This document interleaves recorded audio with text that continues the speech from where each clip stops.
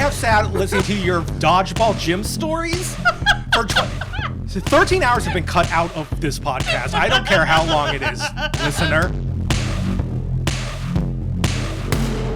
Welcome to another episode of the Creature Podcast. I'm Mike. I'm Lindsay. And today we're talking about a harrowing tale of unrequited love in which an innocent young man trapped by a young woman with twisted intention fights a brutal, bloody battle to survive the night. I was hoping Jamie would not know what we were doing and get mad because we're doing a repeat of The Loved Ones. But this movie description does still apply. We're talking about 2017's The Babysitter. Straight up 180 from The Loved Ones. Yes. Written by Brian Duffield and directed by McG. Does anybody want to say anything about McG? Yes! You do? All right. That's interesting. So, McG came onto my radar around 2003-ish because he was executive producer for the OC, and that show, I don't know if you guys were involved in the bigness of that show. No, I was not. No. It ran from 2003 to 2007, which, like, I graduated high school in 2006, so it was, like, you're in high right school. there in my jam. I think I've talked about it before. That's where my crush of Adam Brody started. But they were on God, I can't wait to do The Kid Detective with you. It's not a horror movie, so we got to figure out how to pull it off. But they were on everything, and I had to, like, go back and look it up, and it's the worst, grainiest footage that's on YouTube. But there was a whole, like, episode of TRL where it was the OC basically took over TRL. Great. And, like, the cast was there the whole time, like Misha Barton, Adam Brody, Ben McKenzie, like the big three getting the big three. That's big what three. I call them. Rachel Bilson wasn't there. I don't know where she was. She had a prior engagement. Well, in the first season, she wasn't such a big character. That's not important. Welcome to another episode of the OC Cast. So, when I saw the Babysitter movie come out and Netflix was, like, teasing it and stuff, I just remember that they put on one of the cards, they're like, Mick G, and I was like, fucking the OC guy? So I watched it right away, and it is just, I love The Babysitter. I've watched it so many times. Great. Okay, so McG, his name is Joseph McGinty Nichols. They just, as a childhood family thing to narrow the McGinty to McG, because I guess there's other McGintys in the family. Sure. He started as a music video director. He did major videos for Sublime and Smash Mouth and Sugar Ray. Very kind of bro-y music at the time. He was tapped by Drew Barrymore to direct the Charlie's Angels movies, which, if you remember those... Yep. Very heightened action, very everybody's on a wire, you know, jump kicking across the screen, very cartoony and also like very male gazy of Lucy Liu and Cameron Diaz. And Drew Barrymore, yeah, that's of why course. she was there. And then he just started doing a lot of producing. So the OC was a big one. He produced Supernatural, Boy Charmed, which I watched a ton of. Mm-hmm. He produced a series of Pussycat Doll reality TV shows for Fox.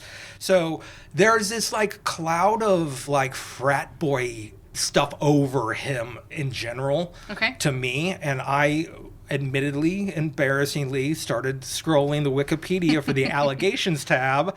There's no allegation tabs. So, sorry, McG, if I made a little bro-y book by its cover, but apparently he just seems like a pretty interesting director.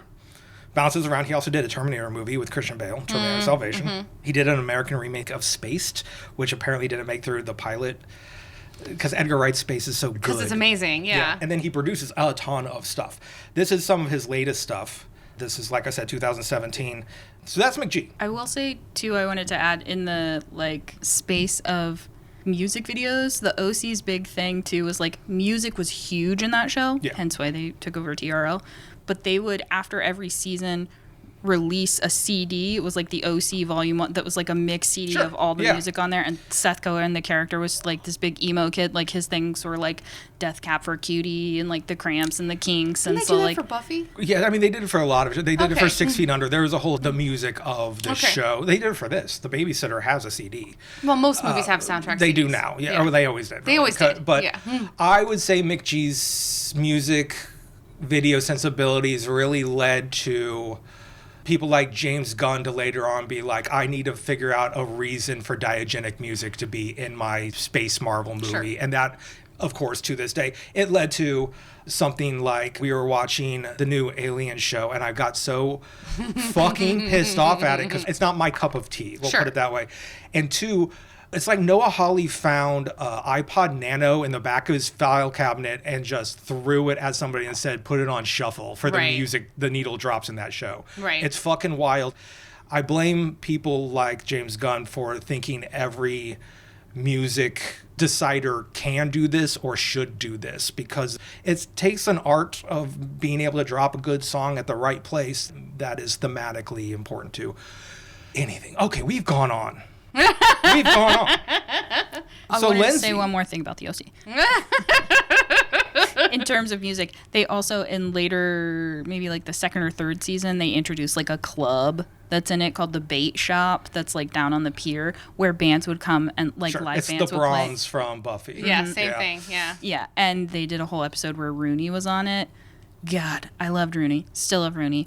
I went to see Rooney in concert. I didn't think it had been that long ago, and then my memories came up, and they were like 10 years ago, and I was like, fuck, it's been 10 years since I've seen Rooney. But anyway, Mick G, big fan. Babysitter, big fan. Shocking all around. I set up a loved one joke in the beginning of this, so think you didn't even know what this movie was. Yeah. Fuck me, I guess. The Babysitter is gory, but in the way that I like, because it's I bounce off this a little bit in this viewing. To the bad guys. It's gory for the bad guys. Sure. Which is how I like it. Well, they're all bad guys. Lindsay, you've been so patient.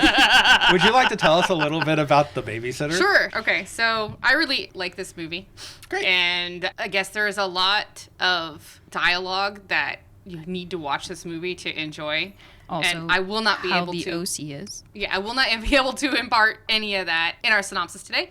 But please go watch the movie. I don't think it's as shiny as I thought it was, so I might have a little bit of a dissenting voice here. Right. I like the first one way more than the second one. Yeah, we'll talk a little bit about the second one. We will. Okay.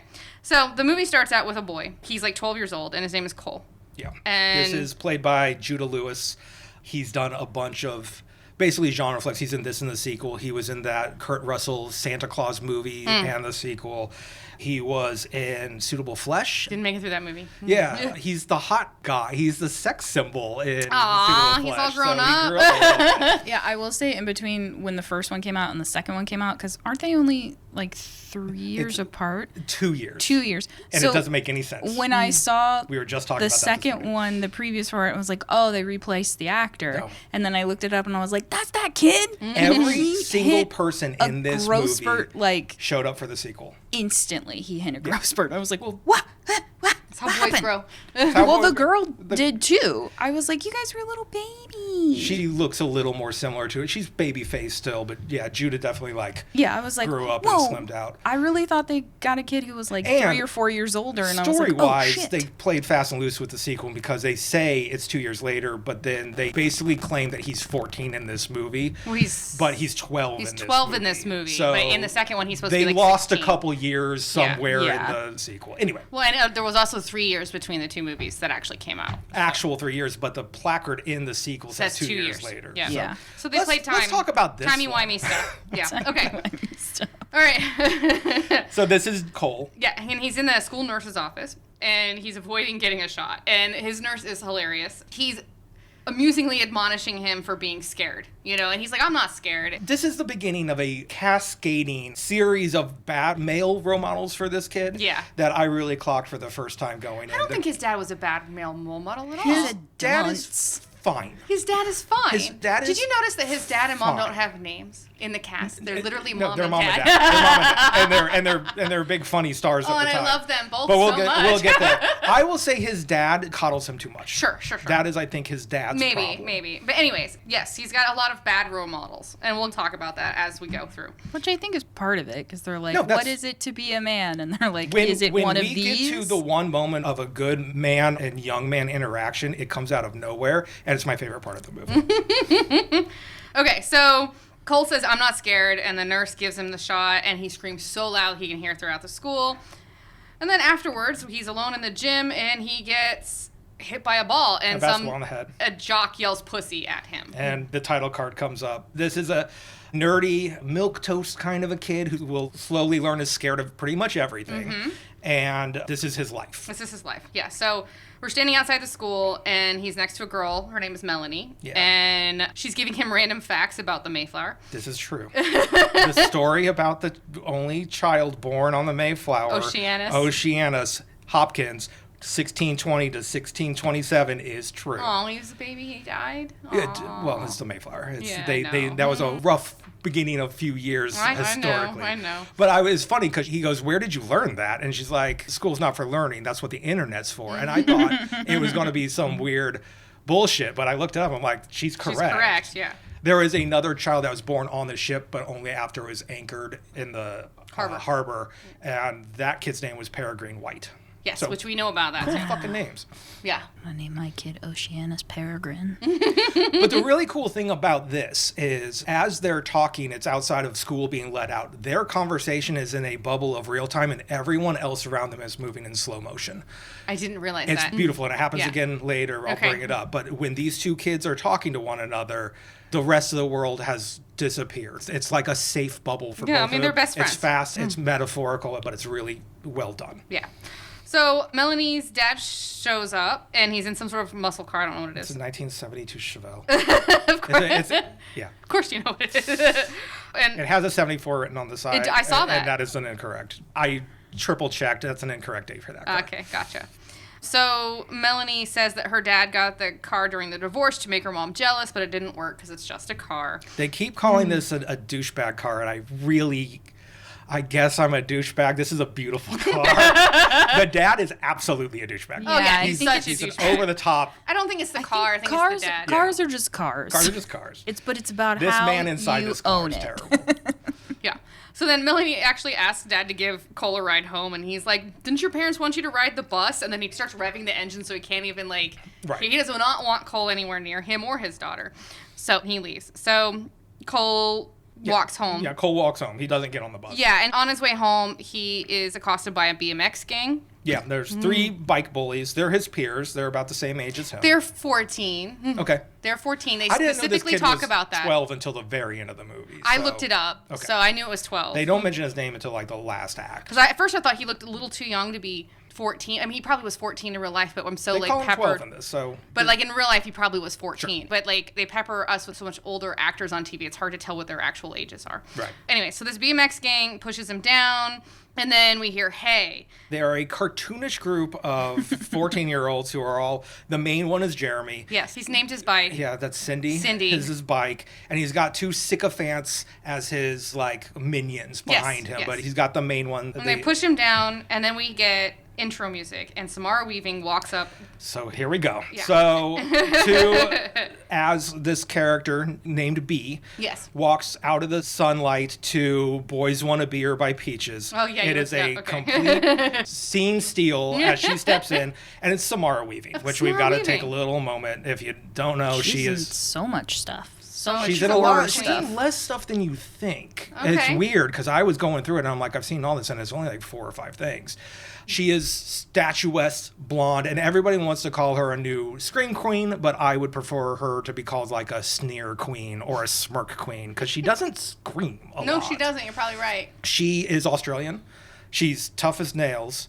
And when I first saw her, it was for Mayhem, which is a movie we were going to do up until a second before we switched to We Babysitter. switched from Mayhem to Babysitter. So we will do Mayhem. I love that movie at some point. Then she was in Ready or Not, which we'll do for this podcast. She was a side character in the first season of Ash vs. Evil Dead, which I'm going to have to jump back and rewatch. She's in a movie that just dropped called Eeny Meeny. And some stuff I don't really know. So she was the first girl in Scream 6. What's Eeny Meeny? It just dropped on Hulu recently. It's she's a getaway car driver with a shitty old boyfriend. One I thought that just came out or is coming out where she plays a 90s pop star, but it's set now, so she used to be a big 90s pop star, and this guy's obsessed with her, and he breaks into her house because he's we're gonna get that is married. something I haven't seen. It's called Is it Borderline? Borderline. Okay. Borderline. Yeah, because it's borderline I just saw the trailer for that not too long ago, and I was like, I'm kind of into that. I've heard it's very fun, but it does not treat mental illness with any kid gloves. It is if you're going to clutch a pearl about I would say that Samara Weaving's she's always a survivor and a fighter. Yeah. She's never just like she's never screaming in the shower. Something opens up the shower door and raises an axe, and she punches that person in the nose. Yeah. She was in Babylon, which I watched. And I guess she was in Face the Music. I will confess, obviously, I have blind spots to anything that's not like she's one of the daughters. Horror and action-y. So she could have been on a million things that I just didn't get on my radar. She was in the first season of Nine Perfect Strangers. She was. Samara Weaving was Thea Preston. She was in Face the Music. It was a really cute movie. Okay. Oh my gosh. I don't know why we need to water down all these things and call them still fine.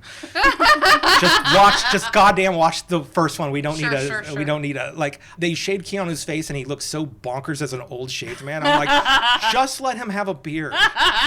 He's got to get it back for John Wick anyway. Just let the man have a beard. Okay, back to the movie. Okay. I guess. Yes. Okay, so Samara... Yeah, to finish, she has walked into this movie and has already taken charge. Yes, she has taken charge. She had her own intro music, so... She's like, to Jeremy, she's like, did you just touch Cole? And she gets, like, really close to him. And she's like, if you ever touch Cole again... And then she starts whispering in Jeremy's ear. And Jeremy just looks straight up with tears in his eyes and goes, you crazy bitch. Yes! It's awesome. And then she pops his front tire on Cindy with her car keys. Yeah. We find out after the boys leave that the boys have been bullying Cole for a while, and she's like, are they the ones that egged your house? And then she suggests if they're chasing him, wait until they almost got him, drop like a bag of rocks, and then when they trip over him, kick him in the dick. Right. So obviously this is Schrodinger's kick him in the dick. Yep. That will come back. as she's driving home, there's a lot that goes on this scene. So there is. The bully fight tactics. Cole's parents are trying to reconnect with something that they call hotel therapy. Hotel therapy, so they're going to the Hyatt or whatever to fuck. And that's why Cole's needing a babysitter. Because he's still 12. But we know that we're right on the cusp.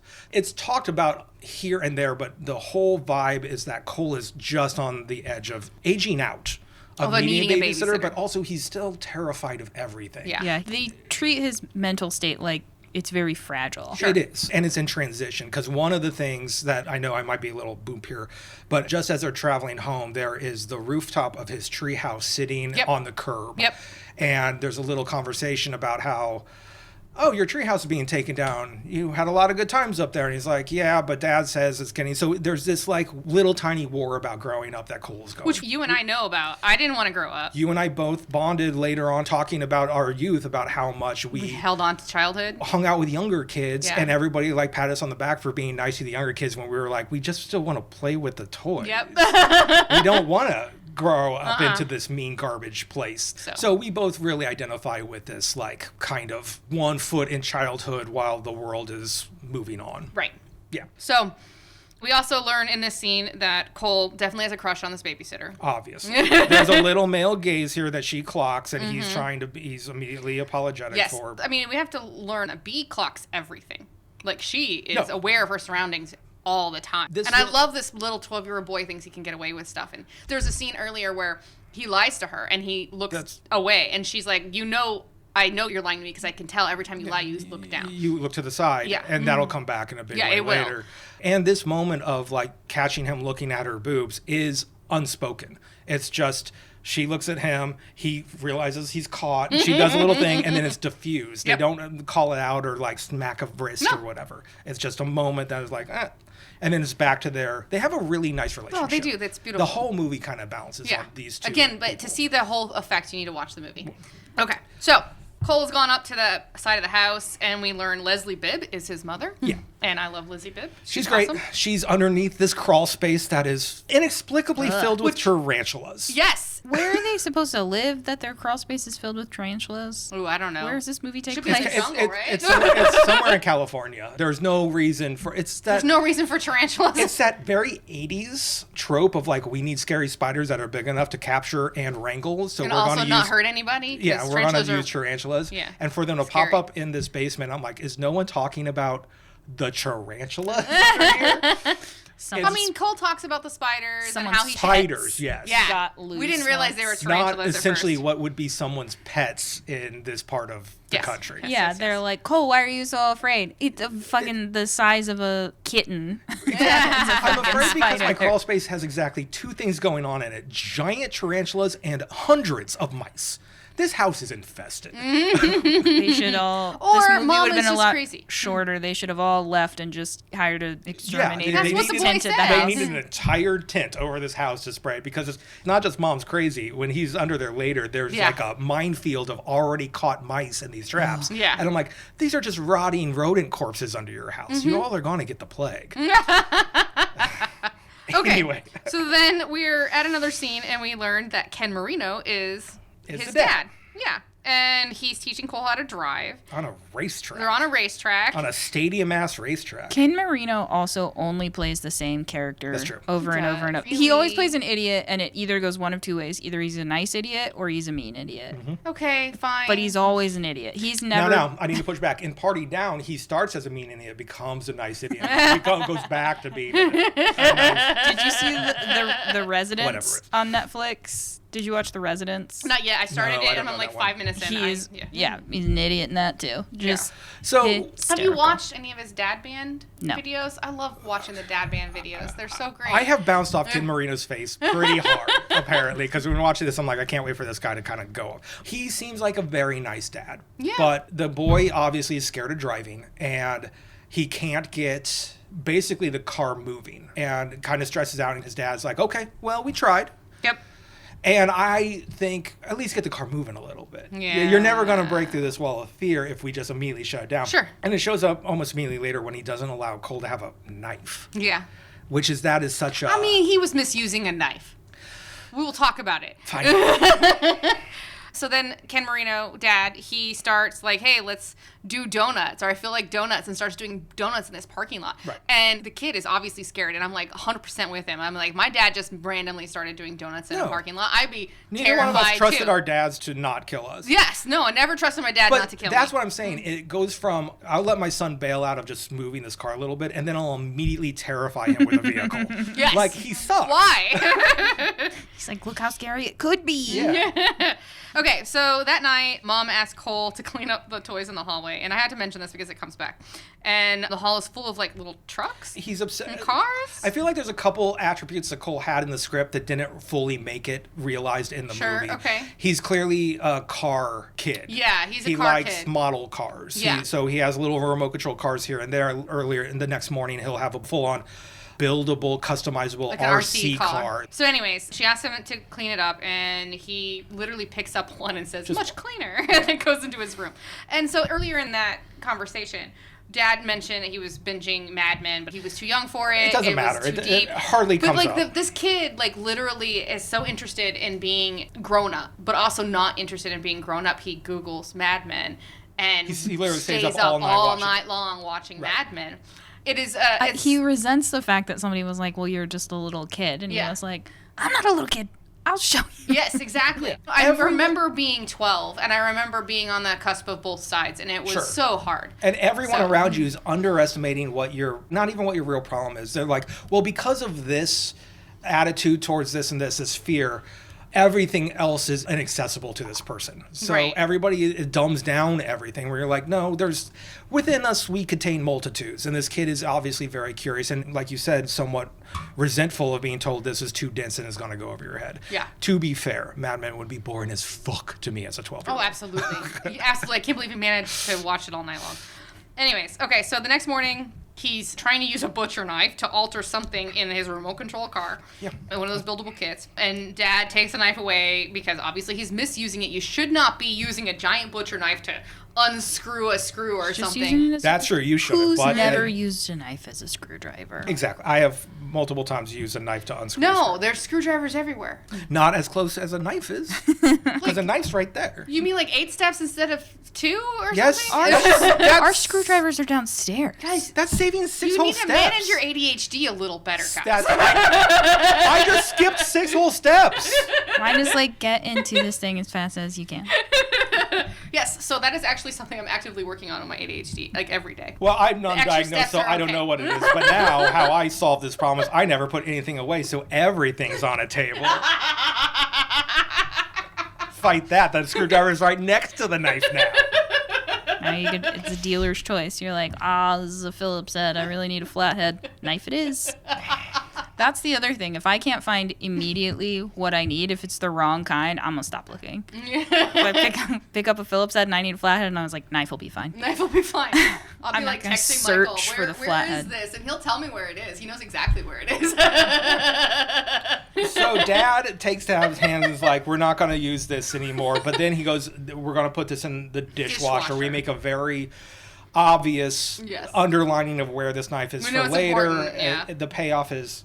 Some of these setup and payoffs are so goofy to me that it takes me... That's why I like it. This is why I like it. Exactly. I'm on Jamie's side. I don't like them. I'm not... The loved ones is we're just... We're not fighting. The loved ones is just all cruelty. I was like, the babysitter is like, aha.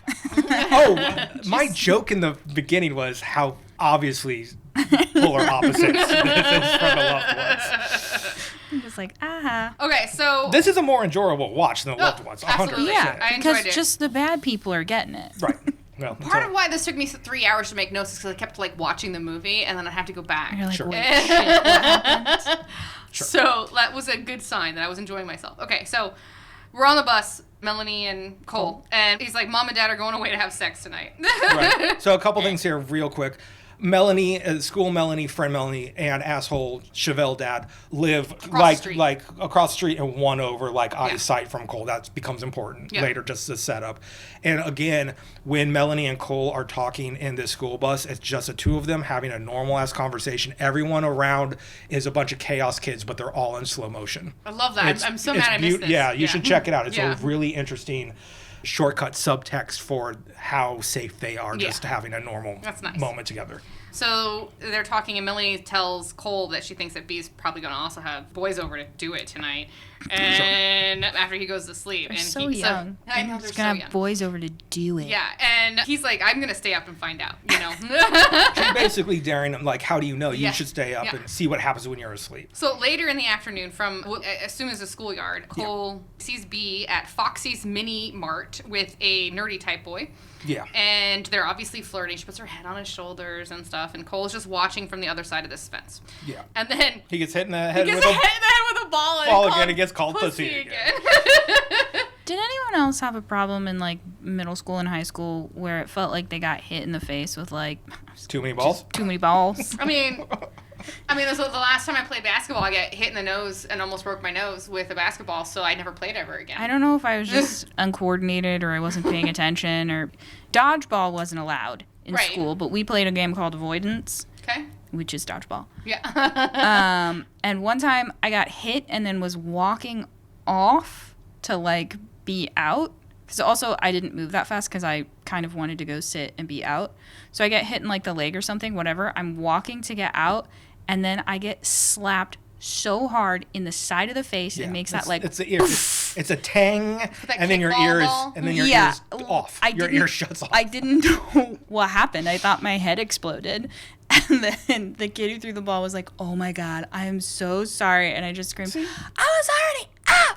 And then I was like, "I'm done." And I went to the locker room and I dressed back into my regular, I was done with gym class. No teacher followed me. Nobody cared. I just ended gym class for myself. And I was like, I'm fucking done. And my face was just half red and on fire. My whole gym career was I could opt in or opt out. I was never ever forced to participate. So if they were playing something, I never, sorry. It was the era of the bad coach who had the relationship with the girl in high school and got fired. Yeah. Oh. It was, Everyone was the administration was like, we don't need to talk about gym anymore. No one has to go to gym anymore. People can go to gym if they want. It was everyone just didn't want to talk about gym. There was a female coach that taught girls PE, and then a male coach that taught boys PE. And that day that we were playing, that's not. This guy was the guy's coach. He taught all of my PE classes. That we were playing Avoidance. They would frequently combine because they'd be at the same hour, and they'd be like, "Oh, you guys are gonna." So then we'd have boys in our class, but we then had a male coach and a female coach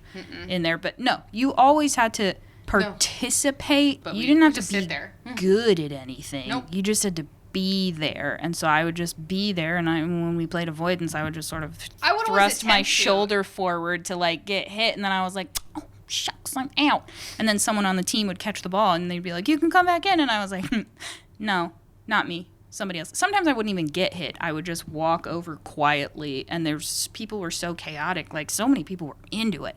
They didn't even notice that you weren't there anymore. We are 12 minutes into this movie. Yep. Anyway, I got hit in the face a lot, which is probably why I didn't participate in gym. Yeah, absolutely. And I feel for Cole. It's like they're drawn to him. Except for it's slap not even him gym in the class.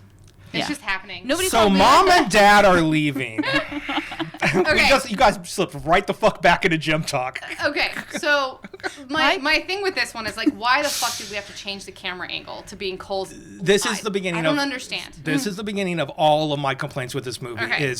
This movie's great. It's well shot. It's competently made. The cinematographer, director, there's some combination of forces that had no confidence in this and had to open up every stupid trick out of a bag and do it. This all clicks into Cole's POV for no fucking reason, for nothing. And it's just for why mom and dad are packing to go on their trip, and when V shows up as the babysitter. And then when parents are gone, it goes back to normal camera. And I'm like, I don't understand. Later on, the camera will be strapped to the actor's chest, to Judith's chest. Yeah, I saw that. And do that. I hated that. Yeah. It was also like 3 seconds. It wasn't even for very long. There's so many graphical things that happen on screen that are super fucking goofy that I hate.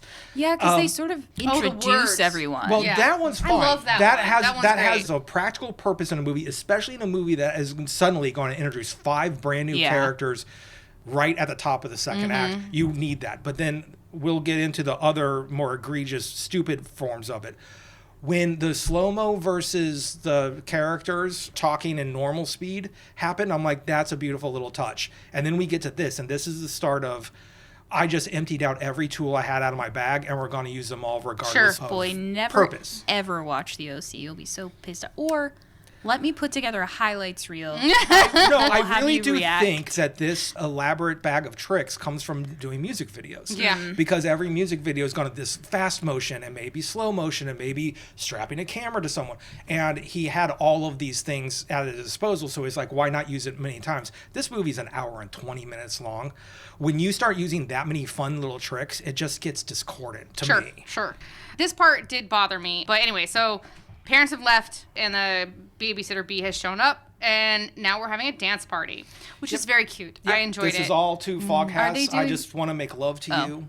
Did they ever do the Apache jump on it in this one or just the second one? No, it's the second one. Okay. Yeah. So I just want to make love to you. They're doing a dance party that's very cute. Adorable. Yeah. Synchronized dance. Yeah. They all have their own moves, and they're all like finger gunning and back to back, and there's nothing, it's fun. They're both just having fun. And then they go swimming, and then they're back in the kitchen. They're making pizza, and we're talking about B's intergalactic dream team versus the big bad.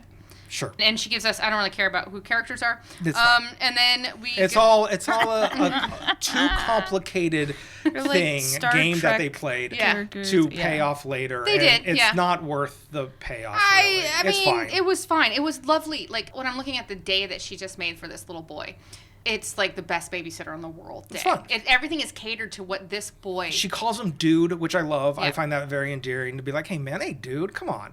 It's very much like... She wants to be on his level. Yeah, right. And she is. She's 100% there. I don't think her liking of this kid is disingenuous. No, not at all. I just think she's a psychopath. You find out later that she does like the kid. Yeah. She likes the kid enough, but she's killed kids before. Spoiler. Not little ones. It's implied.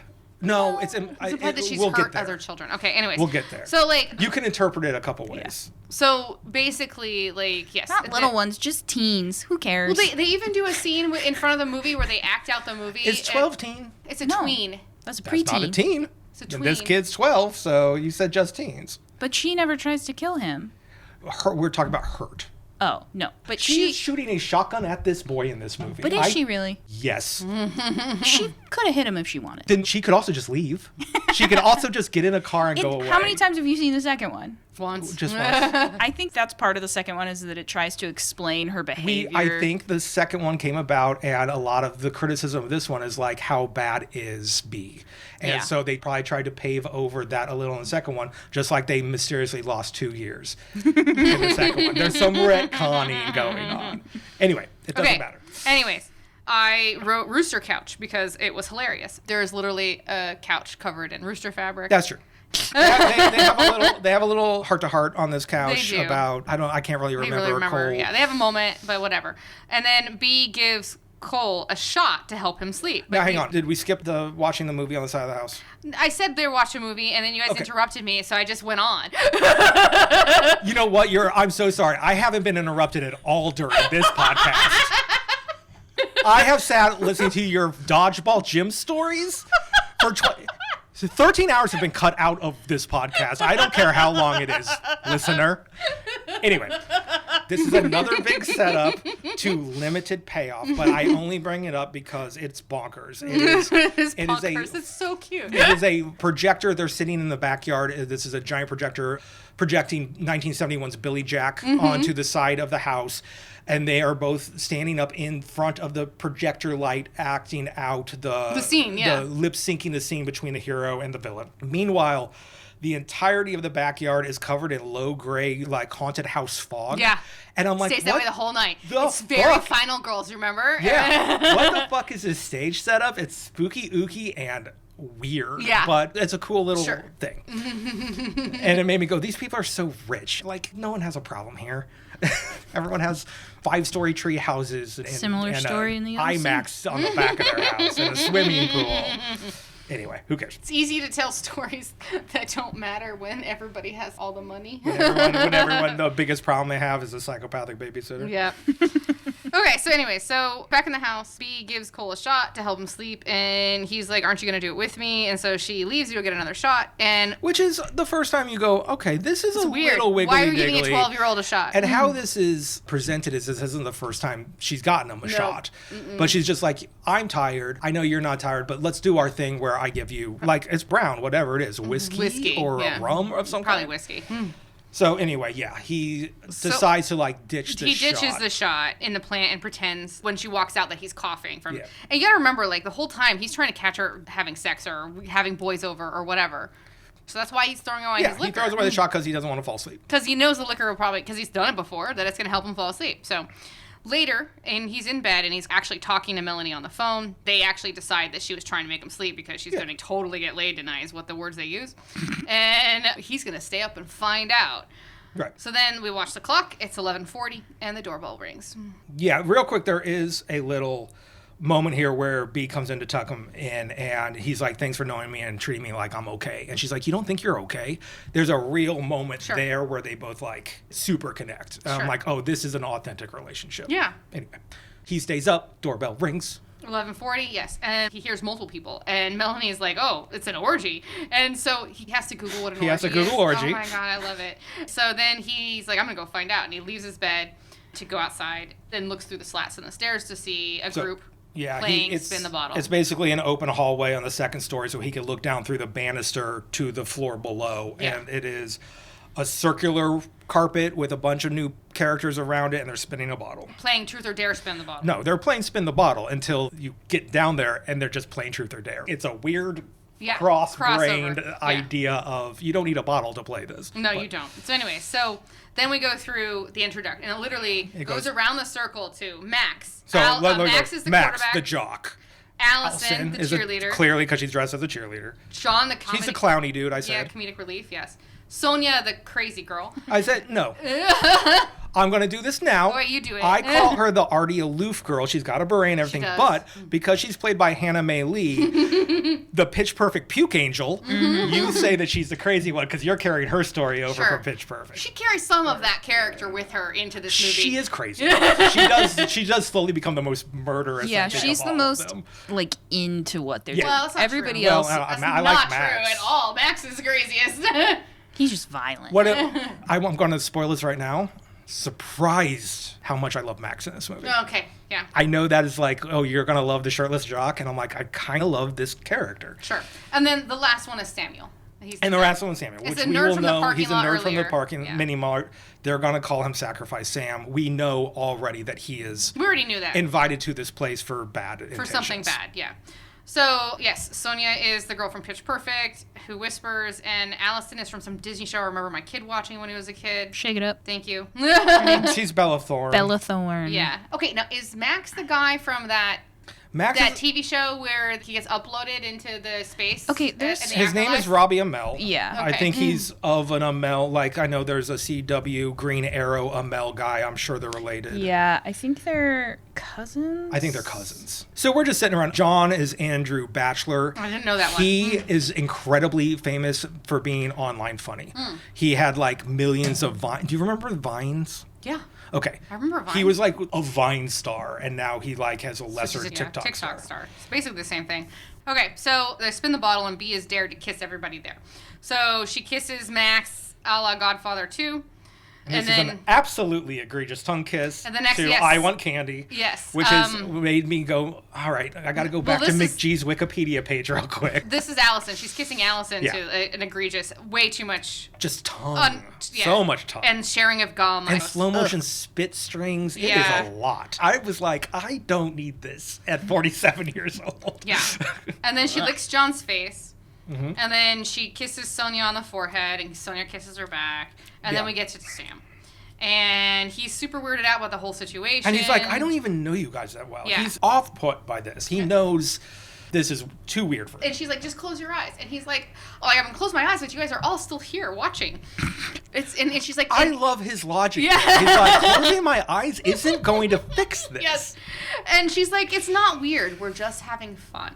So then she kisses him. Yep. But then as she's kissing him, she lifts her arms up and then stabs him in the head with 2 hunting knives right through the scalp. She brings 2 like Bowie knives down in an angle into his skull. Now, this is the first of grievous head trauma where the people don't die. No, because he's still alive. Yeah. She has somehow brought down knives with the force of penetrating the skull to the hilt. Yeah.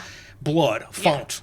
And he's just like, I don't like this. It's like a lobotomy more than anything else. I mean, like, he's going to die. But this is where we remember that Cole is watching, and it goes back to Cole's face, and it goes, what the fuck? On the screen. Yeah. Big goes, what the fuck? And it's the first time I went, we don't need that. No, we didn't. Because I literally was like, oh, I forgot how sudden. Yeah. And jarring this thing was. I didn't need the screen to tell me what I was feeling. Well, because I think he was sort of looking at her still like, oh, she's so cool. Oh, yeah. And I think part of it was like, if she would give this little nerdy guy a chance, maybe someday she'll give me a chance. It's sure, it's possible. And like then I said, she I knifes just him in don't the head, need and he's like, no. the words on the screen to tell me what is obviously a complete reversal of what this movie's going. Yeah.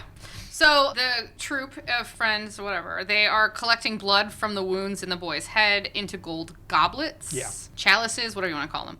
And John's side isn't working, so he like taps on it, and then it explodes on him. And this is the font of blood that is gosh. Evil Dead, Sam Raimi level. Yes. So I'm like, okay, I love the gore in this movie. Yeah. I think the gore is so It's good. very cartoonish, but I love it. It's over the top, but I love that. Yes. So yeah, it is like a geyser of blood shooting out of this nerd skull directly into John's face. Now, is it B who says things are going to get messy when you make a deal with the devil? Right. Yeah. Doesn't he then also scream that some of it got in his mouth? Oh, absolutely. But isn't the idea that they're going to drink it anyway? Right. And there's even a Necronomicon kind of in this thing, too. Yeah, some sort of vellum book, They're taking a lot of... So Cole is like literally crying tears, and he's terrified. And so then they bring in some boxes, and there's a really old book of devil's verses, as she calls it. Right. And then she goes, alrighty, babes, let's get started before we head upstairs and get the blood of the innocent. Yeah. And that's when Cole panics and runs up to his room and calls 911. And I love that fucking for the first time in a movie, somebody fucking called 911 and connected. And gives the address, does everything you need to do for 911. It was so great. And the 911 person is like, no, stay on the line. And he's like, no, I got to defend myself. And she's like, don't do that. And it gets disconnected. Yes. And he gets a pocket knife and he puts on his shoes. Okay. He gets a pocket knife. this is the moment where I'm going to defend myself, and it feels very Home Alone. Yeah. It's like, I got to defend my house. And he pulls out a pocket knife, and on the screen he goes, pocket knife. And I'm like, why? Yeah, that was unnecessary. Why that? Sure. I mean, it was fine, though. I didn't bother me. It would have been... It sort of seems like a video game sometimes. Sure. Where they're like, what weapons do you have? And I'm watching a movie. It would have been different. It was like pocket knife, lighter, remote control. Later when he weapons up, if they did that, but they didn't. But they didn't do that. So it's like all these half ideas happening that are just thrown into the whole bucket. And I'm like, have the confidence to know that you don't need to like pocket knife, like name the thing, whatever. Right. Cole gets a pocket knife and he puts on his shoes, and then he hears the group coming. And so he gets into bed, covers his shoes, pretends to sleep, and when he gets up there, the boys, Max and John, are like, why aren't we not just killing him for his blood? And then... Yeah, the whole crew comes in really noisily, and they're like... Yeah, because he's supposed to be drugged. And they mention that. It's like... Not just the booze. She's like, with the amount of sedatives I gave him. So she's not just giving him liquor and hoping he falls asleep. This boy's supposed to be unfucking conscious. Right. And she tells the boys that, hey, you know what happens when you kill somebody. But she's also like that Cole is basically a font of innocence for us to use over and over. Yeah, his blood is the top shelf pure shit. So he's a faucet of the good stuff. Yep. And so then they extract his blood with a needle while Cole, like, this boy who's afraid of needles holds still the whole time. The very beginning of his gauntlet of getting over everything. Yep. So he's terrified of needles in the first moment of this movie. Now he has to lay still through getting a shot, not just once, but they make a point of being like, I missed the vein, and has to go in it twice. Yep. So the whole crew leaves. Bee's last, and she's leaving, but as she's leaving, she clocks that the window's open. But she leaves anyways. And so Cole gets up, and he starts hyperventilating as he's doing this. He's panicking. He starts knotting his sheets together, and he ties it to the bed.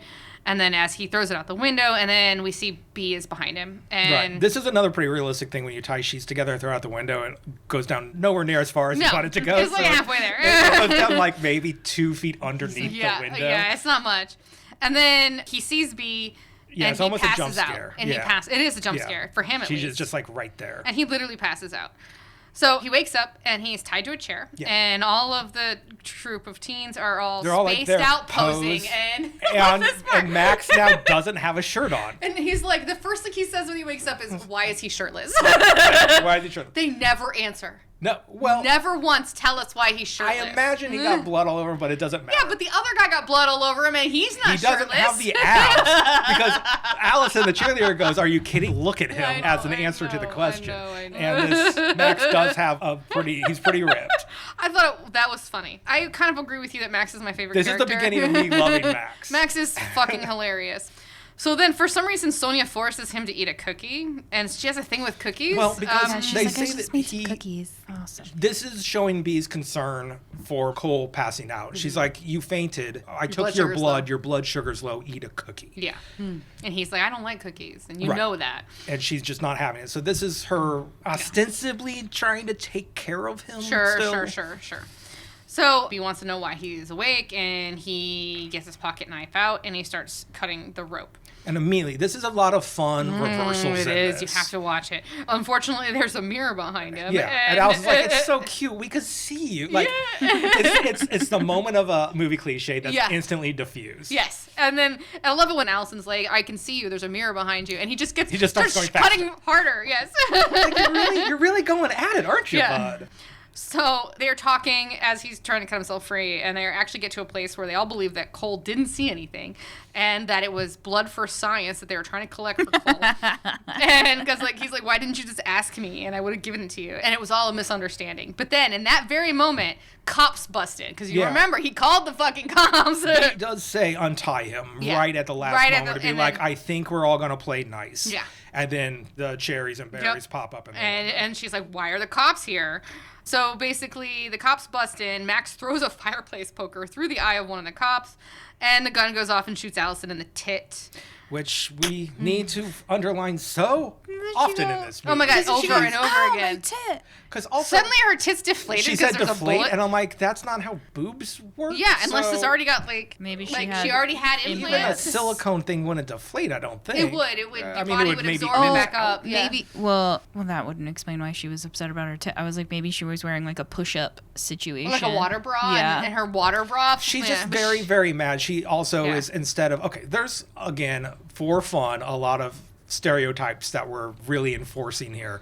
Allison being the obsessed, hot cheerleader, and now she's disfigured forever. She's not concerned about losing blood or being injured. She's no longer beautiful because no one's going to want to suck her nipples. Yeah, I was like, doesn't she say something like nobody's going to want to motorboat me or something like that? Yes, she does. And of course, John is right there. He's like, how do you like to be motorboat? Yeah, he's like, how do you like to be motorboat? Fast or hard? Yeah, and there's moments like that where I'm like, let's move it along, folks. Let's keep going.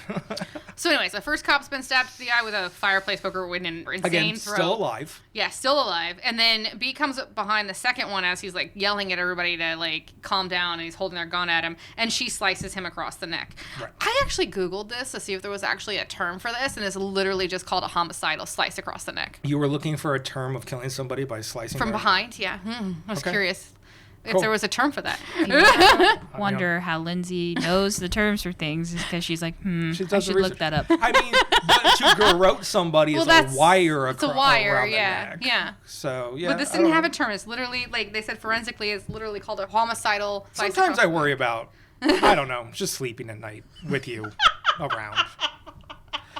Anyways, okay, so step by step, just the term. Also, if she does it, she's gonna immediately get caught because of her fucking search history. I will live forever in this podcast. So Max, the psycho, grabs the poker in the first cop's eye and basically rips it out of his skull. Yeah, this cop could just die. Yeah, but for some reason, he's still screaming with the poker all the way. It goes out the back of his head. The whole thing. And so basically, just to up the gore, Max like leverages the top of his skull off. Yeah, of his he does. Yeah. And John has been screaming the whole time while Sonia is egging them on. So, like, that's their roles here. And the cop's radio goes off, for a status update. And B knows that Cole knows the codes for all clear. Right. And she's like, what is the code? And he, tries to lie. And Max is picking up the thing. He's going to pretend to be one of these cops, and he just has to say the right thing. Right. And he tries to lie, and she's like, I know she's like, you don't understand. You look away. When you look to the left, you're lying. Now tell me what it is. Yeah. So he gives them the code for all clear and getting food. 10-4 and code 7 or Code 7. Yeah. Max says that to them. There's a pause, a dramatic pause, and they're like, okay, enjoy your double-double. Yep. Which is why it tells me it's California. California. That's whatchamacallit. In-N-Out. Thank you. In-N-Out. So then Allison now is woken up, and she starts screaming because her boob is deflated. It's too much, frankly, but... As they're telling Allison that they can't call an ambulance for her, and creepy Sonia is poking at her.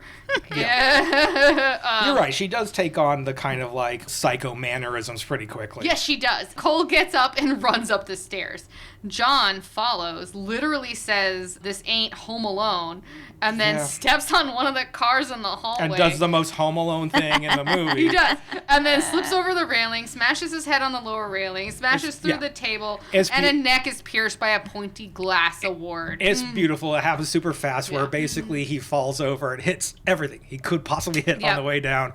Ending with basically it's a crystal, like a cut crystal glass. Yeah, like a diamond shape, and it just goes all the way through his neck. It looks great. And this is the first time I'm like, okay, so much of this now is like, let's play with gore. Yeah. And I'm here for that every time. And this is also Cole's first kill. That's his first kill. But it was an accident, obviously.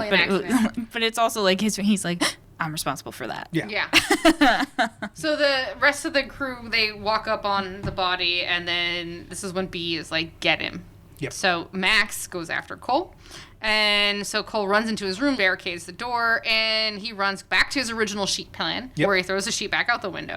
Which it's still short, but it's still short. He gets out there and goes the length of it. Yeah, so he's on the sheet, he's crawled out the window, he's getting to the bottom, and Max has gotten into the room and starts pulling the sheet. Yeah, he basically jumps out. It's a real Here's Johnny kind of moment where Max pops out the window and starts It's very cute. And this is the beginning of an incredibly gleeful...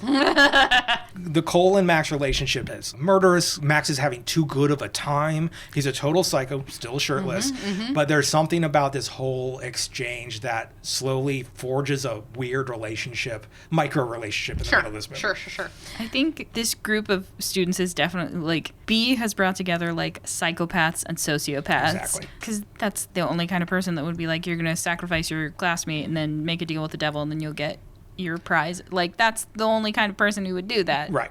But the fact that they're all just immediately like, now we're murdering, you're like, okay. Well, and Max will say later on, he's like, I don't really give a shit about any of this. Yeah. I just want to kill. Like, he's just here to murder people. Right. So as Max is pulling his sheet back up, Cole like falls, and Yeah, he just like lets lands go. on his back. And he gets up and he hides in the garage. And we discover that's where Sam's body has been stashed. So we have a little, like, the body's been here the whole time. Mm-hmm. Jump scare. A lot of slasher. But trope. this is where he starts to weapon up. So he gets bug spray, a blanket, a lighter, a drill, and a fat dragon firecracker. And a giant rocket of a firecracker. Yeah. And then we have the screen says, See? hell yeah. And then the screen goes, hell yeah. And I'm like, this sucks. Take the pocket knife one away. Take the hell yeah one away. If you got to do that, do it now and be like, Zippo, blanket. Do Just all like of you that. did with the I think circle. that this movie is definitely like little boy coded. Like, if you were 12 and you're watching the horror movie you're not supposed to be watching, isn't this what you would want to see? See, no. Like, as a 12-year-old boy watching stuff I shouldn't be watching, it wasn't playful. The shit I was it was watching scary. was, like, fucking me up because I Like wasn't Hellraiser supposed to be and- watching it. Yeah. Me and Mickey A Texas Chainsaw Massacre. were just a little softer. So that's what I'm saying. It's basically wanting to play in a sandbox that is too inclusive. It makes it a little bit, like, watered down because you're not making one thing. You're making kind of, like, a little of this, a little of that. But, like, what makes this a horror movie we can watch over and over again? Because it was fun. Yeah. Yeah. Maybe. See, what it is a horror movie for me's. And like a movie you guys can watch over and over again. This Yeah. is the second time I've watched it, and I'm like, I'm good. Yeah. I have watched this, I don't know, like 4 times. I'll probably watch it again in October. I know I'm doing the fucking sequel for this podcast at some point. Yep, So. yep, we have to It's now. not as good. Okay, so he takes all his booty into the crawl space, and he actually has to undrill the That grate. was kind of set up before. The grate has to be like unscrew the 4 corners. So I don't know why this is his choice, but again, for the movie, it's like now I'm facing more of my fears. Yeah. I'm going into the worst place in the world because of all these tarantulas. giant spiders. He's under this crawl space full of giant spiders. And the camera does And pan down to mouse see traps. all of these spent mouse traps. And Cole has crawled to the other side of the crawl space, Yeah, and basically he as far across the house as he could get. through all the spiders and mouse traps. And he covers himself up with a blanket he brought and some other junk that's underneath. And then Sonia walks by outside. We see her little heels. And then she doubles back. And she takes off her shoes to enter the crawl space. And he had obviously unscrewed it from the outside, Why did so she it's still remove open. her shoes, do you think? She doesn't need them in the crawl space. It's Okay. really, It just seems they're like, heels. It's really Yeah, difficult to crawl I would in. say- You're on your knee. You're not on walking in it. But you use your toes to crawl. Maybe she didn't want to get her shoes dirty. Well, maybe they're really expensive. Fine. Who knows? But yeah, she Fine. removes her shoes. So Sonia is in the crawl space, and she's gotten very, very close. And then she's like petting a spider that's on the blanket.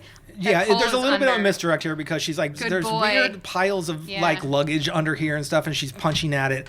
And then you could see the camera's under the blanket with Cole, and you could see the shadow of the spider, and you hear Sonia go, "Good boy," and she's talking to the spider and not Not the Cole. thing. So then Max from outside yells at Sonia to come Yep. help me find. So she starts to turn around and head back. And then while she's behind, their spider is still Stupidly. freaking Cole out. So he flicks the spider away, and it hits a mouse trap. And then now Sonia knows he's down here. Right, so she turns she's back like, "Hi, around, Cole," and and what she turns Cole back decides around. to do, which I'm trying to decide if this is a race thing or not, is use a giant Chinese firework against the Asian girl. So she takes out a knife while Cole lights the fat dragon. Yes. And he points it at her and it takes off, but it misses her. And then he's like bumping into her trying to get out. And she actually falls into mouse traps on her hands and she screams, "Oh, my nails." Right. And then he gets out of the crawl space and he screws it back shut. So it's like a lot is happening here, and it's like this rocket is like just spinning all of its first cachet on trying to go up, Yeah. but it's in the ground, so it's Just this whole spinning time sparks. is shooting sparks out the back. So Cole's able to like drill her. I don't even know why he bothered, but he closes up the grate, and then she comes up to the grate and he starts spraying bug spray in her face and like fills up the space with bug spray, which probably like now is helping fuel when the firecracker goes off and an entire firecracker- explosion goes yeah, off. it's a giant fireball that blows Cole, in the chest back. Yeah, he knocks the wind out of knocking him. The wind Yeah. out of him, and then from off screen you could hear Sonia still go, "I'm still alive," and then I'm the still second- alive, motherfucker, is what she says. second explosion happens and kills her. Yes. Yes. And then Max comes up, slow clapping. Yeah, Max loves this. He Yes. shirtless out of the smoke. Still did you just blow up Sonia? Yeah, just blow and Sonia. And then Cole's like, no. He doesn't want to get reprimanded for murder. And then Max is like, that was cute. That was so cool, dude. You want a head start? And then Cole's like, you're the quarterback. And Max is like, life's not fair. Life's not fair. And then Cole's like, you guys suck. And then Max is like, you blew up Sonia. And then Cole takes off. He throws the bug spray at him and then takes off. Oh, yeah, he throws the can of bug spray, bounces off his pec, and then turns around and runs. It's suddenly a very older brother, younger brother. It is. Like, I'm gonna... The dynamic, yes. We know how this is gonna go, but I'm gonna give you a chance. And so he runs off, and immediately we kick into, as Max is chasing him, we do the, what I call it? Kick him in the dick. The kick him in the dick thing. So Cole actually follows the advice of B, and he falls down, and Max trips over him, and then he gets up and he kicks him in the dick. Now, but he missed his dick? Now, we need to talk about being kicked in the dick a little bit. Okay. So, yes, he kicks him full on the crotch, and Max jumps up and is like, you missed my dick, and they have a conversation about, and he's like, and I got a big dick. He's like, it doesn't seem like your dick is that big if I missed it. Like, he didn't say that. He said, no, you don't. And he's like, that's mean. I can be kicked in my penis all day long. It's your balls. The balls are really the thing. Let's try. No. The dick is meant to be beat on, slapped around, knocked all over the place. Sorry, Jamie. That's what the dick is there. You're supposed to be able to do it. Slapped around. 100%. Slap that guy around. The balls are really what you're going for. I'm just, to put it out there, male anatomy-wise. Kick my dick. I'm down for it.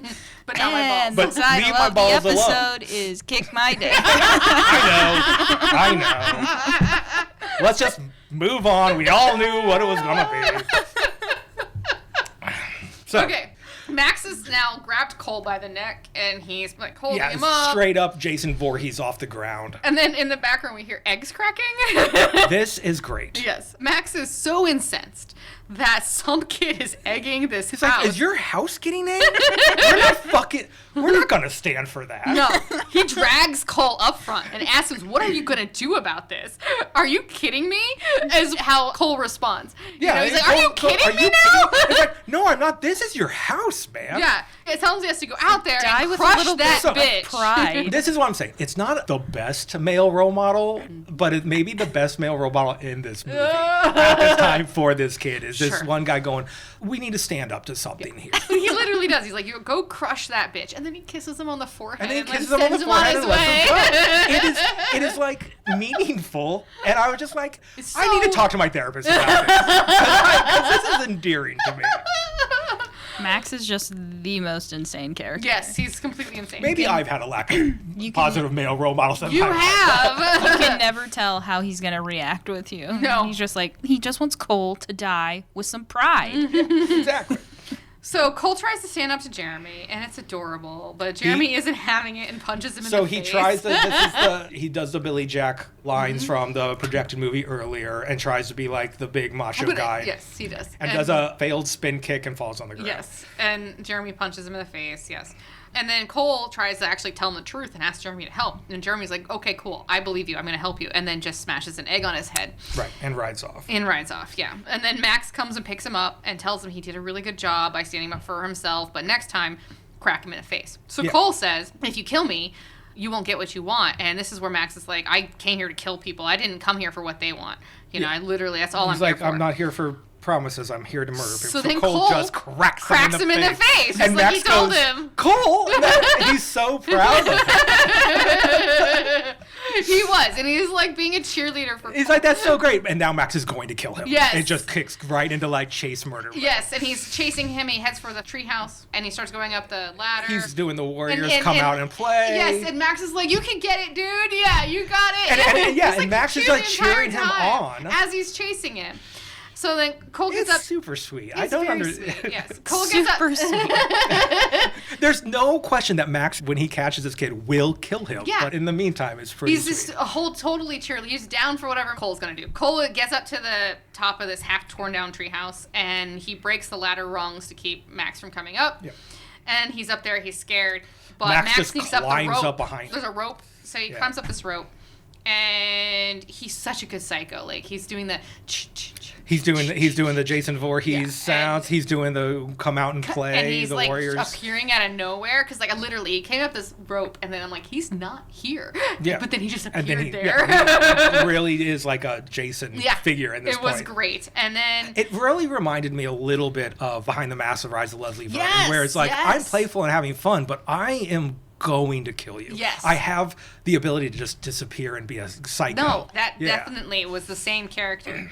So Max is like wiping egg off of Cole's face. He's like, I'm not going to let you die with egg on your face. Yeah, it's a sweet little moment. That's like, he's like, I just want you to be proud. I want you to be have pride and die well. Yeah. Essentially. Yeah. You're going to die, but there's no need for it to be humiliating. Die like my cool younger brother. Yeah, exactly. So, and then he starts strangling Cole. He's going to kill him. But then the treehouse is really old. They started tearing it down for a reason, and it starts to break under the weight of Max. Right. And his footing shifts enough to have both of them fly off the edge. And then Max tries to grab a branch, but his hands are slippery because they're covered in raw egg. So the yolk that he wiped off of Cole's head is now keeping him from grabbing the branch. Purchase. As they go down, the rope wraps around Max's neck, and Cole is grabbing onto Max's body, and it just crunches. Yep, Sorry. the extra weight. And the bone juts out of Max's neck, and it looks great. It's awful. It's just like... So then B shoots at Cole with a shotgun. Suddenly, B has a shotgun and is shooting from the front porch of the house out into the backyard at Cole. So then Cole runs across the street to Melanie's house. Yep. And he goes inside, he finds Melanie, and she's alone. Her dad is out on a date or something. And B follows inside because for some reason Cole thought the door auto-locked, and it did not. Which is really silly. But I forgot, another great thing is when the first shotgun blast rings out and Cole's on his ass, dodging bullets, he's like, why are there guns now? Like, he's so incredulous that this whole fucking night is happening. Yes. So anyway. B falls inside, and the kids are like, their stairs are in the middle, and the kids are like going around... As every corner as B he has is coming in and checking every corner. And at the end, they manage to get into a bathroom. And inside the bathroom, he tells Melanie, hey, sorry, he got her into this. She's his best friend, and he's going to take care of it. And then she kisses him, and he's, like, stunned. It's very cute. And then she goes, let's make out next time. And he does exactly me as a young boy that goes... Okay, bye. I know. I'm running away from that situation. It was so cute. I know. So he said too much. I don't know how to do that, so I'm going to leave. Because you're 12.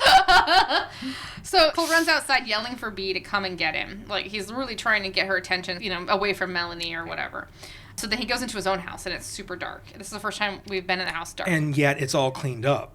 He's freaked out about where is everything. So bodies are not there. Yes, B has cleaned up the little... Except for Allison. Well, Allison's there. She's sitting in a chair, and she's either passed out or dead, and he can't tell, and we can't tell. Is she dead or is she passed out? He gets in her face. This is an excellent moment. She's slumped in a chair, blood all over. He gets in her face. He tries to look for breath. He turns around to walk away, and for 1 minute, the moment is blocked, and the chair's empty. Yeah. It's a very slasher film. It was very nice. It's done well.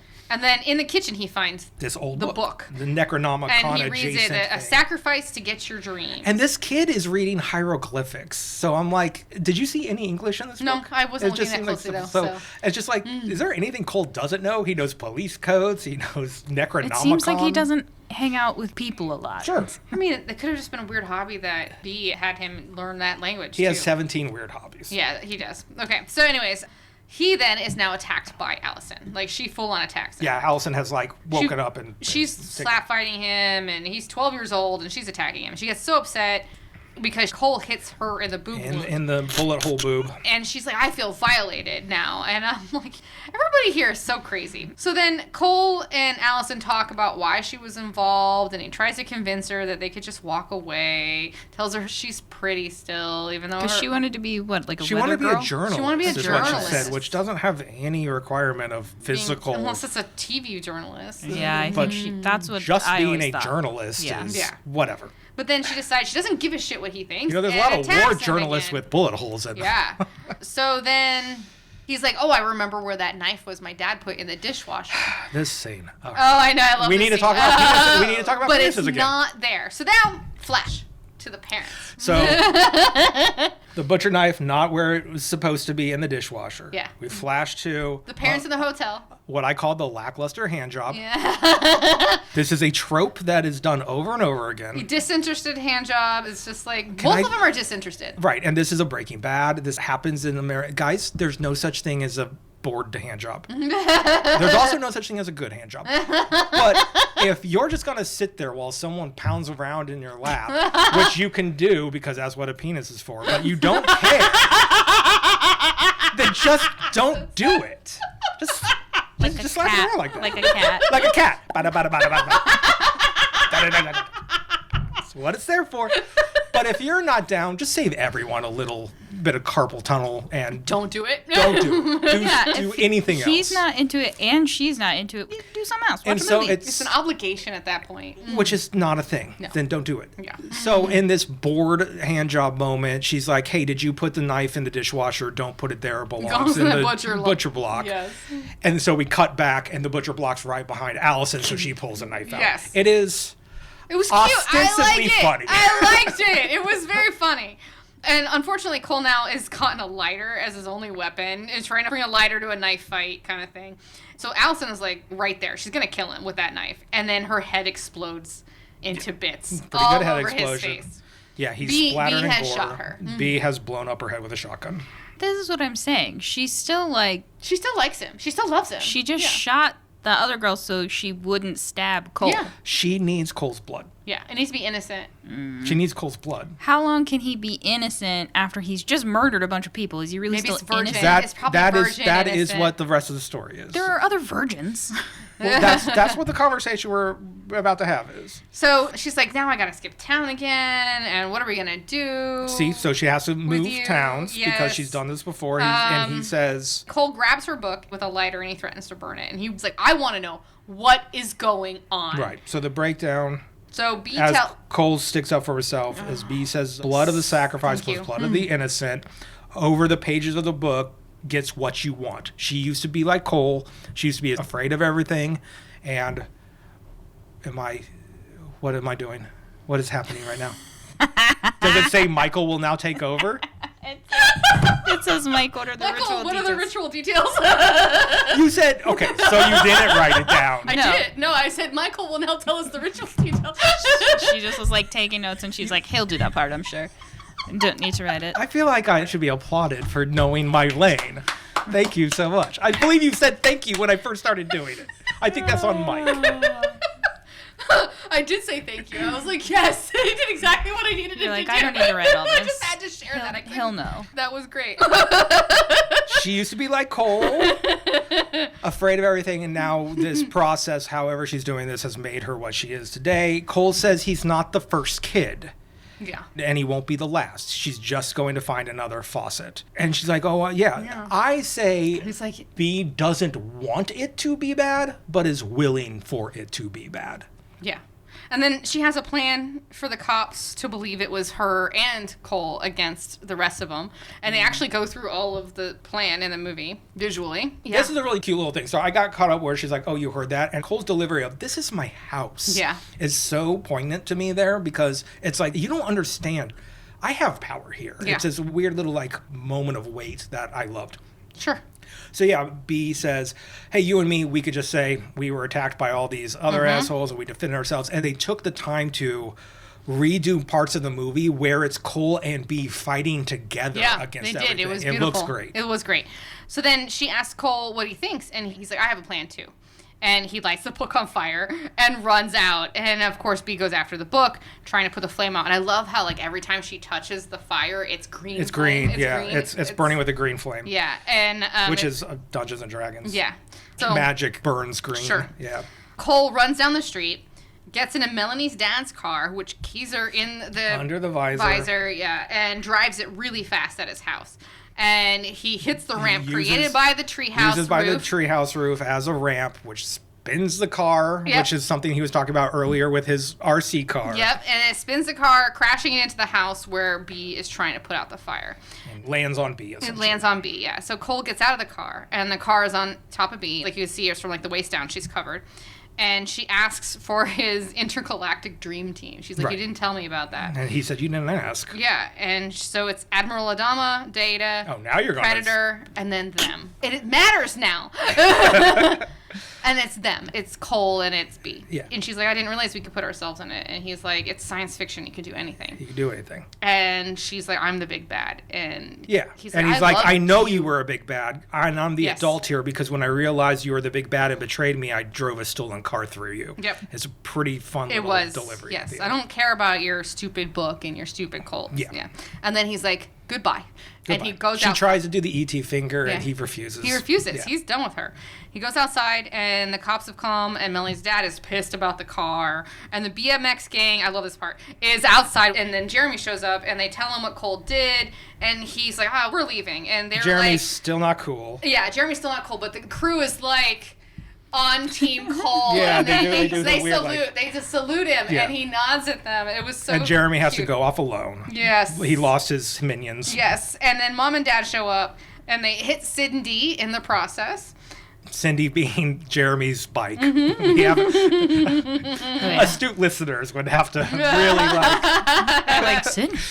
And then Mom and Dad ask him what happened. And Cole's like, I don't need a babysitter anymore.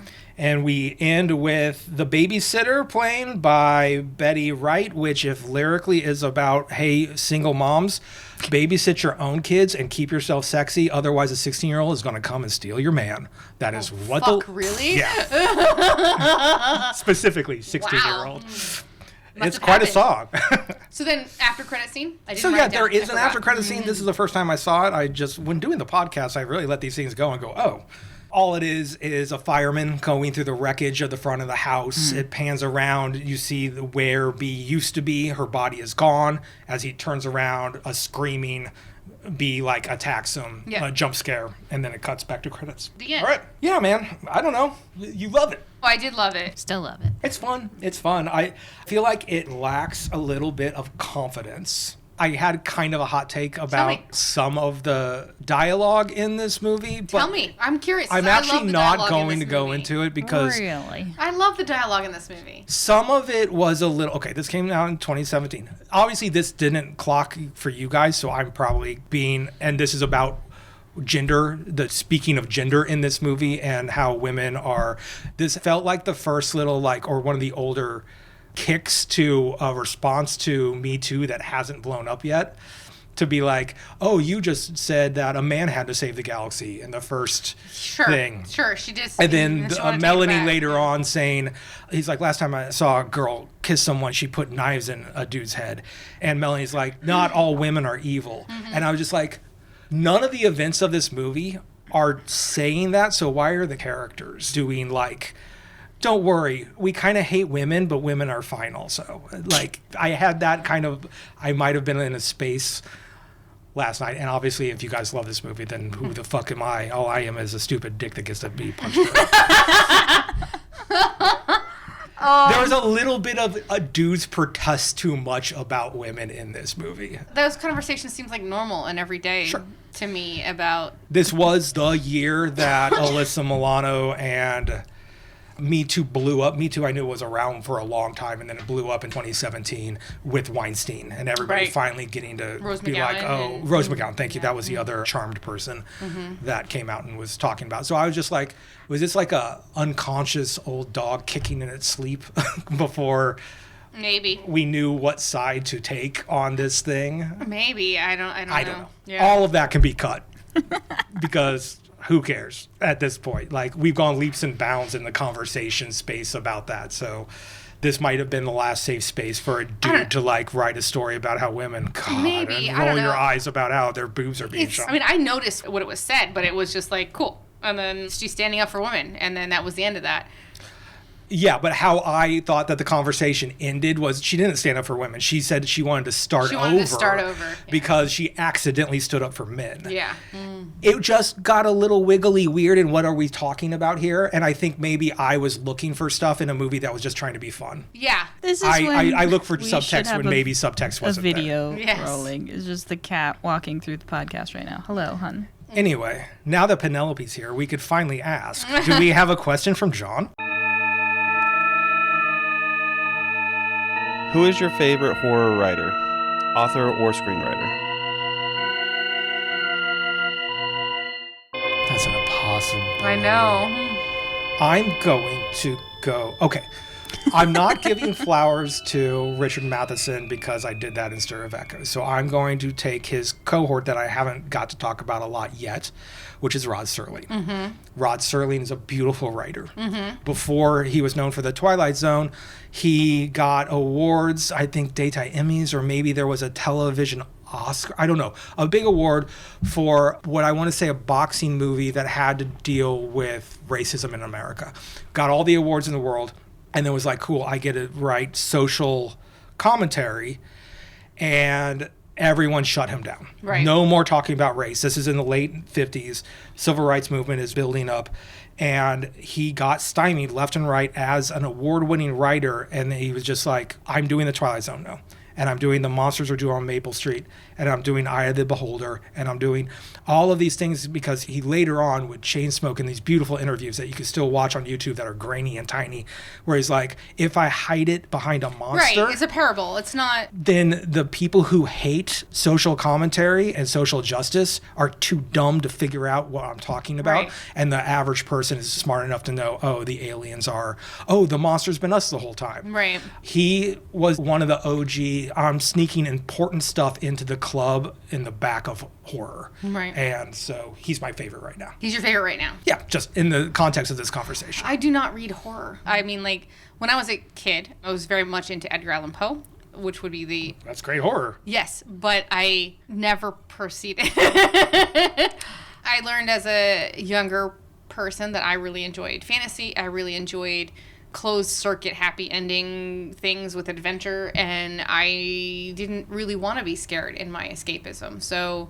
I stopped reading horror. And I like horror in the vignettes of movies, but like, I don't know. I feel like you absorb and your brain thinks about books that you actually physically read differently than movies. I mean, you can talk about movies.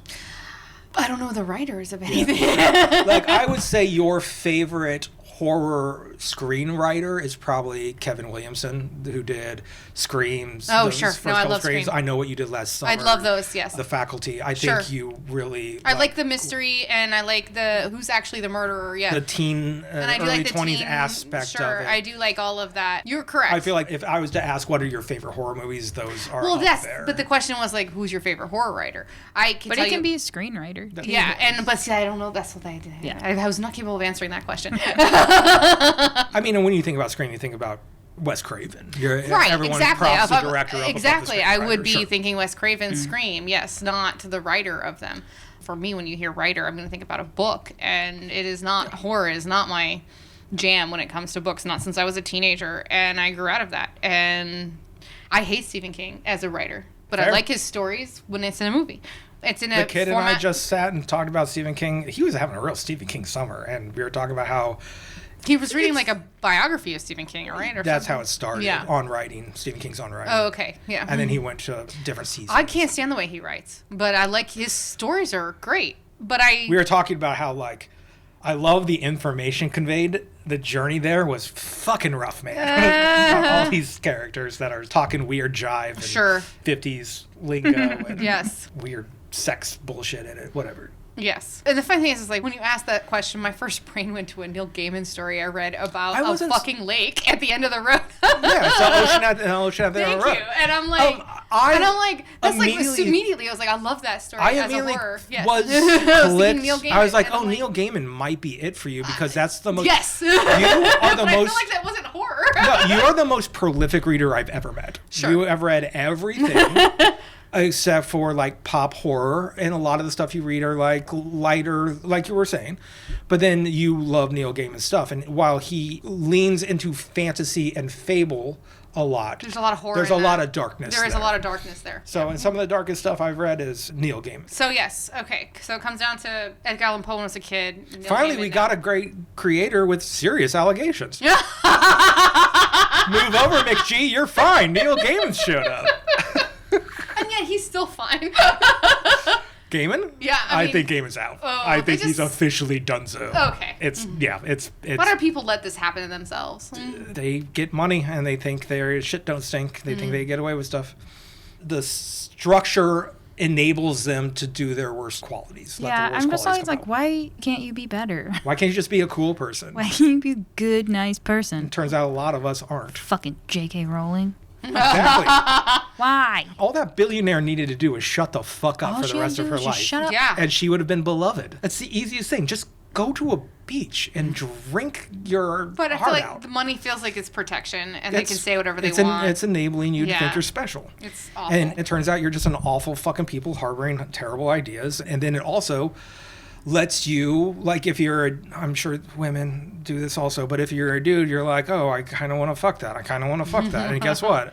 I have $1 billion, so I guess I get to do whatever I want. So you do that. It's rough. Ultimately, like, I've gotten so good at separating art from artist. I'm a Lovecraft fan. He was a virulent racist. And it's so easy to do when they're dead. Sure. Yeah. When they're still alive, you're like, still fuck, every time I fucking- buy a paperback, they're getting a nickel Yeah. or something, and I don't want them to get a nickel. But What here we are. What I will say is that I don't buy things anymore, but I now have fully separated like Harry Potter from J.K. Rowling, partially because Daniel Radcliffe, like the 3 stars of the film all came out and they were like, Yeah. not cool. Daniel Radcliffe wrote like this whole huge thing and like linked to the Trevor Project and was like, I support them, trans women are women, and I was like, that's my Harry Potter. Daniel Radcliffe, his entire arc of his career, like when Rowling first came out, I feel like Radcliffe hasn't said this. He doesn't project this. I think he just literally was like, well, I'm going to turn around and be this counterbalance. And he has. Yeah. He has been like, I'm Harry fucking Potter. Yes. I'm taking all the energy Yes. away He was from like, this mean I old am woman. Harry Yeah. Potter. So It belongs to me. Yes. And now they're redoing it, and I read Yeah, they're doing like Chris an Columbus HBO response. show. yes to Nick Frost's costume. Oh, no, I didn't see Oh that. no, yes, he responded like Nick Frost is in the exact same costume as He looks like Nick Frost cosplaying as Robbie Coltrane. Yes. as Coltrane's Haggard. yes, and so like Hagrid, whatever. Chris Columbus was like, what's the point of redoing it if you're gonna do it exactly the Yeah, same? he said, what's the point? That's What's what the I read. point? Yes, and he has every reason to say that, because if you're going to do an homage to another artist's art, you have to do an homage, not a copy. You have to come in and say make that the show something is going different. to enable them to pack in more stuff from. Yeah, but 'cause there They was could have a- made like the obviously- Hogwarts world more modern. Like, They could have done things. all just like with all books that become films, a lot was cut out, even though those movies were like 3 hours long Sure. and then the last Right. one was 2 part. But they just cut a bunch of stuff. So I think what I've heard about the show is that they're going to go more like each season is going to be like a book, and they're going to explore. They're going to be more in depth. more in-depth still the characters same that got story. cut. Yeah, well, and I would think that part of too that the costumes being the same is that they're true to the descriptions in the Sure. book. So I think they're like, why are we But going it's to like- change it? but, Because like, Potterheads will I'm a fucking come super- for you if you're like, oh, now he's just wearing like a cardigan, and you're like, what the hell? That's not what Hagrid wears. I'm a super duper Agatha Christie fan, right? And frequently they put it in different eras, you know, and it's perfectly fine. It's And- because that type of a story is timeless. You Yes, could and the put same it thing with anywhere. Shakespeare. You can put it anywhere. Exactly. I remember going to go see The Tempest, and it was like Showgirls in Vegas. It was beautiful. Yeah, we saw one that was like 70s, like Yes. disco Yes. era. That was I mean, pretty it's great. so great to like have a story that you can put in a different place and still tell the same problem story, but This is the issue, is fandoms are the issue now. It goes from Harry Potter to Star Wars to Ghostbusters, for fuck's sake. Yeah. I realized that there was a Ghostbusters Universal ride in the 90s that I never knew about. That is like a stage play. It's embarrassing to watch. And I'm like, holy shit, Ghostbusters has been as bad as all these things because no one will let the IP lose a dime. And just the people who want more of the thing will come and eat at that trough. right. So that's why we're never going to get out of Harry Potter, just like we're never going to get out of Star Wars. We're Well, just that's never what- going to get out of this stuff. When the books ended and then the movies ended, I do remember at the time being like, I don't want like Hogwarts the next generation. I don't want that. Right. I was like, I would be into an exploration that was like a prequel, which they almost started doing, but tried. they did it so shitty Right. that it just wasn't. It The wasn't in a Fantastic good. Beasts, right, Yeah, like thing of it all. because that was more interesting to me because there were these people and characters that were sort of named or like the early days of like Dumbledore and stuff, like that stuff was more interesting to me because that's the lore that's sort of like dropped but not super explored because you're in Harry Potter story. So I was like, we could go back, but then they did just such a shitty job of it. And I was like, well, you fucked it. And that's why things like Marvel and DC, who have had literal decades of storytelling and nerddom that where no one paid attention to, they could be like, oh, we're finally going to tell the story of the Anti-Monitor. We're finally going to tell the story of a fucking goddamn raccoon who I happen to love. Shut up. And it's just like we are buried under this nonstop bullshit of IP gristmill when all I want is someone to pop up and be like, hi, I made Barbarian 2 years ago. Today I'm doing weapons. And I'm like, what is that? Yeah. What is that? Yeah. I can't wait to do weapons. Well, I watch weapons. Everything I watch now is Korean. My algorithm is all... That's a good one. All fucked. But the thing that's great about Korean melodramas is that they're all miniseries. It's just like, it's... That's the one I'm watching now British. is like, it's 20 episodes of like an hour and 45 minutes, and then it's done. That's why I like British TV, because you get like 6 episodes and they're done. Like, you don't need to come back, you know? Like, and if they do, maybe there might be another season. It's been like 3 years and it's a whole different story. Yeah. You might have like 2 characters that are the same. The one that I'm watching right now is called Reply 1988. And they've made a few of them like this. They all follow all these reply and then years. It picks a year and a town and like follows a group of people in that time period. So then when it picks up, I think there's one that's like Reply 1997 or something, and it's a whole new story. Yeah. It's like the same people who made 1988, but they're like, it's a whole new cast. It's a whole new. They're not related. They're just like, here's a new group of people that we're going to follow on in this point in time, and how all the characters interact. And that's all K-dramas are just like a limited series, and then they're like, we're done. That story's done. We'll make a new one. And that's great. And my current like soothing thing is like going and watching these super old like Outer Limits, or like I go to the Internet Archive and I find like rips that are off of VHS tapes or whatever. And it's funny, all of us are going, how do we escape the current American capitalist content subscription-based everything machine? And we're like, their content subscriptions. You're going to a different continent. Korea. You're going to a different continent. I'm going to a different time. And we're all just like hiding, trying to get away from. Like, I don't live here anymore. Yeah. We're just like, give me anything black and white. Yeah. Something so old that at best they could try to sell me dish soap in flake form every 22 minutes. Colgate sitting on a stand. Welcome to NBC's Colgate Hour. Brought to you by some guy you've never heard of. Are we done? That's great. I need to wake up my phone so I can end this podcast. You have just sat through another episode of the Creature Popcast. I want to thank our producer, Jamie. She babysits us all at cherrystreetstudios.com or cherry_street_studios on Instagram. Thank you to Kevin MacLeod for all of our music. All of our art is made by myself and Lindsay. You get all of our episodes and our merch and the best available seats at creaturepop.com. Until next time, sit, John, sit. Good boy.